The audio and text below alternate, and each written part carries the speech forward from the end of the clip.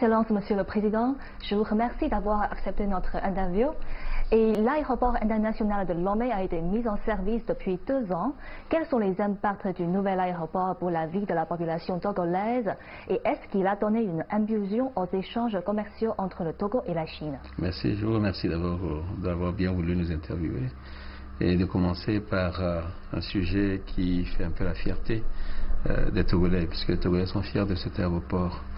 Je voudrais avant tout saluer la qualité de la construction de cet aéroport. Je crois que c'est un bel aéroport.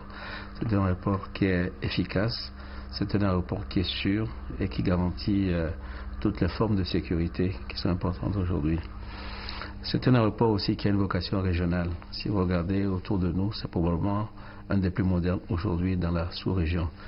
Et un impact direct dans la vie des Togolais. Je peux dire que ceux qui bénéficient le plus, ce sont essentiellement les voyageurs et ceux qui y travaillent. Est-ce que ça a donné une impulsion aux échanges entre la Chine et notre pays? Je peux dire que c'est quelque chose qui évolue beaucoup. Les échanges commerciaux entre la Chine et le Togo n'ont pas cessé de progresser et ils continueront. Mais si vous me demandez de savoir quand est-ce qu'il y aura une ligne entre Lomé et la Chine, je peux vous dire que dans quelques années, ça sera une réalité. La Chine et le Togo ont établi des relations diplomatiques depuis plus de 4 décennies. Oui. Comment regardez-vous le développement des relations entre nos deux pays au cours de ces dernières années et comment regardez-vous aussi la coopération de nos deux pays dans le futur? Je peux dire que les relations entre la Chine et le Togo, ça date de 4 décennies. Il y a des choses, il y a des constantes qui ne changent pas.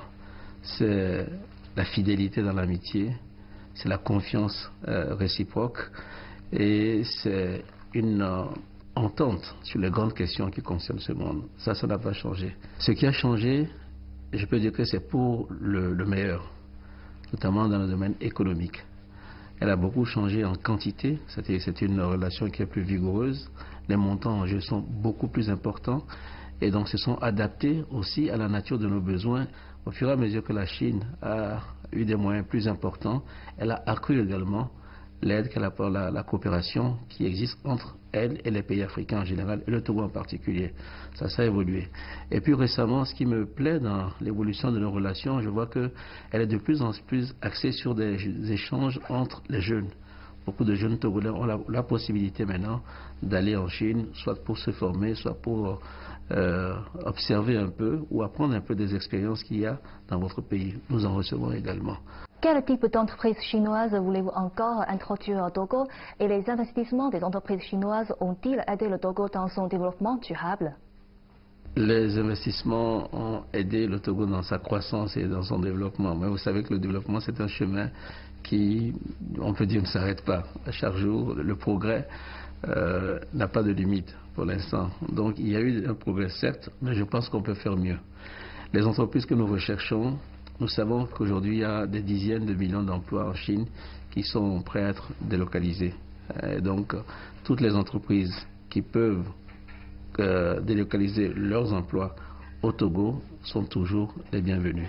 Si maintenant vous demandez les secteurs dans lesquels nous avons besoin d'investissement, je dirais naturellement le secteur agricole, parce que c'est le plus important de notre économie et notre agriculture a besoin d'être modernisée, et l'industrialisation, donc ce qu'on appelle l'agro-industrie en quelque sorte. Donc je dirais que dans ce secteur-là, nous avons besoin d'entreprises chinoises.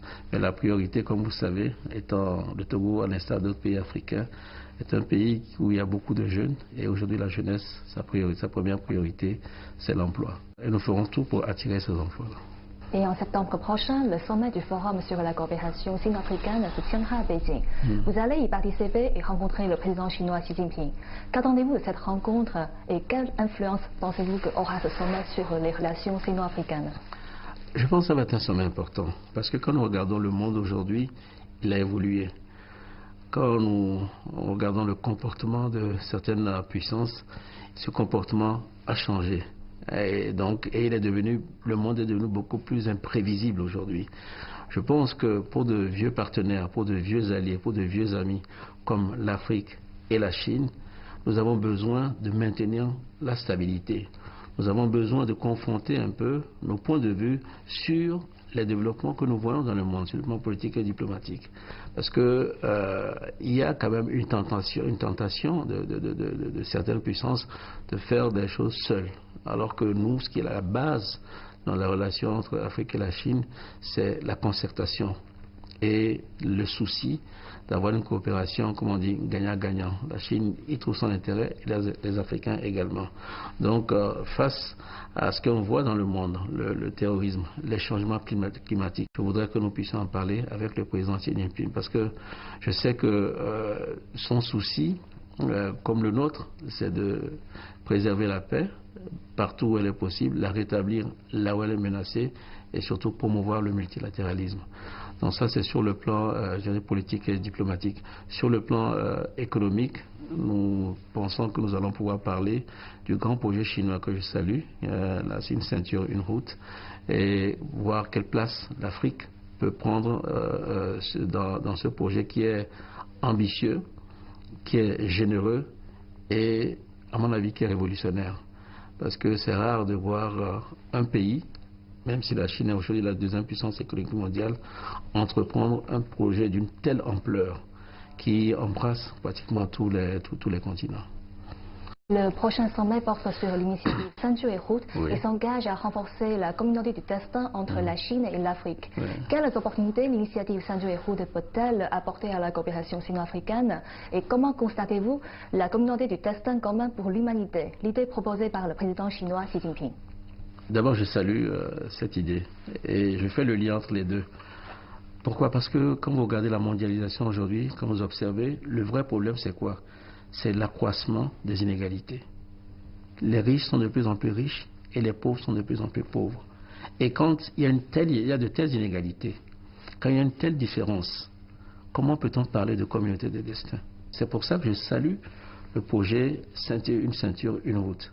C'est-à-dire c'est créer les conditions pour que ceux qui ont le moins, ceux qui sont les moins favorisés ou ceux qui sont les plus défavorisés puissent aussi avoir accès à une forme de prospérité, en tout cas puissent sortir de l'état de pauvreté qui est le leur. Et j'ai reçu récemment le livre du président Xi Jinping sur la manière de combattre la pauvreté. Donc je vois que c'est un souci pour nous partageons ce souci-là. Parce que le monde tel qu'il est aujourd'hui, tel qu'il fonctionne aujourd'hui, s'il doit continuer comme ça, on ne pourra pas parler de communauté de destin. Mais la communauté de destin, ça ne peut pas être seulement un slogan. C'est d'abord l'action. Et je crois que cette action, c'est le projet Une ceinture, une route. Donc pour moi, je fais le lien entre l'idée d'une communauté de destin et le projet Une ceinture, une route. Maintenant, mon souhait, comme j'ai dit tout à l'heure, c'est que l'Afrique, qui est un continent d'avenir, puisse profiter, mériter la part qu'on lui attribuera dans ce grand projet. Notre première ambition, c'est de faire taire les armes sur le continent africain. Donc c'est la paix. Et s'il y a la paix, je pense que le reste est permis.